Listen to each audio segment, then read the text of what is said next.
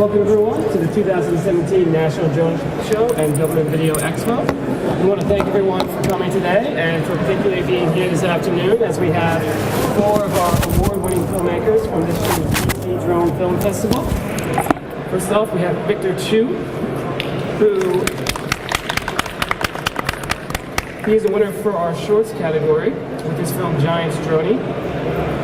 Victor is the director and producer for his company Victor Chu Photography, which has his work featured in the New York Times, the New York Daily News, BBC, Time, Business Insider, Gizmodo, Gothamist, The Verge, and other media outlets. Go on. Damn, boy. Damn, son. God damn. Next. Yo.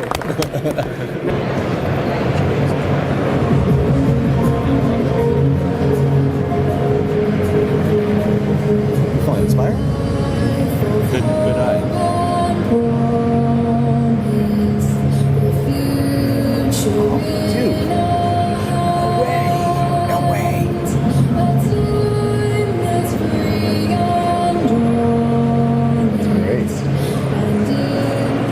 Shit, man. I bet that how long did that go? A little bit more than that. Yeah. Sick. Yeah, how the hell did you get up there? And last is the East Coast batch. Sick dude, man. But how long has everyone been using drones for filming? And what initially sparked your interest to get in this field? We'll start on that end. Yeah, I've been filming with drones for 4 years, and initially I got started with filming skiing, and it was just kind of this next level way of looking at the mountains from the air and looking at skiing from the air. So that's initially what got me into it. I also started 4 years ago. I was working for a company, and we were I was looking at videos of what to get inspired, and I saw a shot on a spillway, on a water spillway. And at first I thought, all right, maybe that's a steady cam on a boat or something like that. And I said, all right, that's definitely a jib. And then it got higher and higher. I'm like, wow, it's a drone. And then from that moment on, I was like, all right, I can do something with that. So from that point on, I just kind of started my own career in drones. Mine isn't like that. Mine's more goofy than that. I've actually been flying since about 2008. I had a FAA 333 exemption. I had to go get a pilot's license, all sorts of stuff. The way I started actual flying drones, I graduated from Queens College under the video production and TV production major. A friend of mine knew that my best friend at the time, we had opened up our own company in Brooklyn, Zismo Media. And he said that he had to hire the only person that he could find that would fly an RC helicopter to take a picture of something. There's only one company in all the tri-state area. He literally came up to us. He said, "You guys should incorporate this into your business." And then a month later, we did that.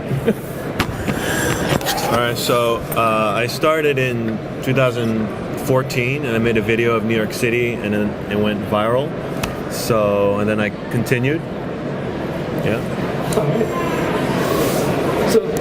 So seeing more and more of these drones film populating the internet, news programming, and all this. But as it stands right now, what are some of the biggest challenges you guys are facing, whether it's just as if it's hobbyists or for businesses and creative? What are some of the biggest challenges that you guys are facing on a day-to-day upload? I'm being from New York, and I'm sure you have this problem around in Philly, but most of New York is Class B airspace, and a lot of shoots actually take place in New York. And a lot of producers and production companies come into New York thinking that it's their business to go to the film commission and request for permits to fly drones for certain situations, when the film commission actually doesn't. That's not their jurisdiction. That's not up to them. The airspace is a totally different thing with the FAA. And did you say at the Philly Film Commission? Or? Yeah, Philadelphia Film Office. Okay, yeah. So that's not at all how it's going. At least in New York, they say no. But like I said, it's not really the jurisdiction to do that. It's to the pilot's discretion and making sure that they have the Class B airspace waivers, because, like I said, most of New York City is under Class B. Another situation that we find ourselves a lot in is that a lot of, because it's so much easier now to become a certified drone pilot, you can just go take your Part 107 and you buy a $500 drone and boom, you're in business. Excuse me. Well, you could get your Part 107 license without ever having seen a drone. You just got to go take a test, and all of a sudden now you can start marketing yourself as an aerial cinematographer. What that's doing a lot to the people who've been doing this for a very long time, who take that precaution of getting the insurance, getting the licenses, getting their airspace waivers, doing all the stuff the proper way, that undercuts the market a lot. I don't know if have you been experiencing this. At least it's happening a lot in New York, but maybe with you guys as well. Yeah, I had a client who I had a lot of stock footage of New York City already from shooting in 2014, and he was just talking to me, hey, can you sell it to me and I'll give you this, and it was back and forth. I spent hours, and then he's like, you know what, I'm just gonna go buy a Spark and I'm gonna shoot it myself, and it was in Central Park. So he wasted 3 hours of my life. Right. Yeah. And by the way, if you fly any drone in Central Park, you will get arrested. This is something that that people don't understand. They think they can just go get a drone and you have your Part 107 license and all of a sudden you have a business. Yes, somewhat, but that's not. There's a lot more to it. Right now, there's a TFR in southern part of Central Park. All of Central Park is in Class B airspace, but specifically the very southern part of Central Park, which is typically where people want to lift off from, because now you can look south and the whole city looks beautiful. The TFR is there because Trump Tower is right there, and that engulfs that. So not only are drones not allowed to be there, but neither are aircraft generally, unless you're military for the most part. Right, Victor. So you run it. So Victor Chu Photography is a photography company, obviously. But are you looking to incorporate drones more actively, or have you been incorporating drones more actively into your everyday work? Well, I have another company. It's SkyTech One, and that company involves drones, and we also use helicopters, and we also do a lot of 3D camera tracking, animation, that kind of stuff. So we do incorporate a lot of aerial shots, in conjunction with animation. So then half of the stuff is regular ground photography and ground video. And so, how else outside of actually, one question I did have just watching that again. Where did you shoot that? I'm so curious. It was just such a great landmark. Where did you shoot that? Is that in the U.S. or is that abroad? That was in Northern Ireland, which is part of the UK. Yep. So I flew to Ireland, flew to Dublin, and I drove all around the entire island in a course of 5 days, and that was one of the last days. And we drove 5 hours to get to that location, and then we dragged a huge box with the Inspire 1 in it for over a mile, and then finally I climbed up first. I left the drone on the floor, and I climbed to the top of the little basalt, and I just launched it. Yeah. Yeah. And was there any issue with Ireland and UK government like you can get sometimes here in the US? No, definitely not as much as the US. It was overall pretty cool over there. They're pretty chill, with drones and stuff. Do you think part of that was just because you're out more in nature versus the city?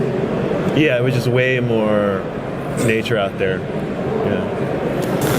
So the question was, are we solo pilots or do we bring multiple pilots with us to a shoot? I think everyone up here will agree that if we're on a commercial shoot, we have at least one visual observer with us. I like to make sure that other visual observer is a pilot as well, in the event that something happens to my fingers on the way there or something. I don't know. So you'll always have that backup as well as the drone. But yeah, if you're going somewhere, especially if you're going to a destination place like where you Yeah. that did the if you're going to be doing a shoot, where you're going to be far out in a place, and you get sick, something happens to you, got to have a backup, not just a backup pilot, but a backup drone. So I mean, just from me. Yeah, if I'm traveling, if I have a friend, then that person could be the second operator who, that makes my job a lot safer and easier.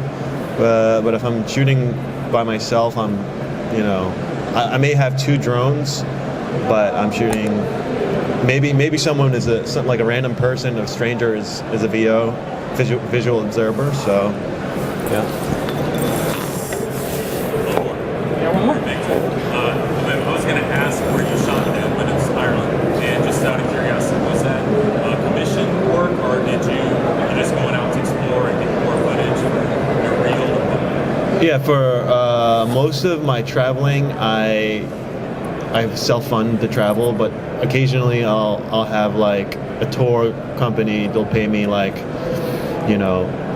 half the tour, or sometimes I have a YouTube channel, so companies send me like products and whatever, free crap, and I'll like review their stuff overseas. So, but overall, I don't have that much of a fan base in order to get like free everything, but I do it because I love traveling, Hey, thanks for watching. I didn't want to make it too short because I did want to include some of the answers from the other winners, but I could not make it too long because, a lot of people wouldn't be able to digest it. So what's in the works? I like to release a Australia, Vietnam aerial video with a little bit of vlog. That would be ideal, but usually I think I'm almost 50% wrong when it comes to figuring out what video is going to come out next. But if you like this video, remember to give that a thumbs up. And if you like this channel and want to see more, remember to hit that subscribe button. And also remember to hit that little bell icon. Remember to click it so it has that ringing notification symbol on it as well. So until next time, this is Victor Chu for SkyTech One, and mahalo. We'll be